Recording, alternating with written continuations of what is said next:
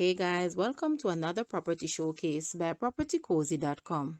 On the outskirts of Mapen City Center sits the family-oriented community of Western Park. There you will find this stately two-story house consisting of 7 bedrooms and 4 bathrooms, sitting on approximately 8,000 square feet of land.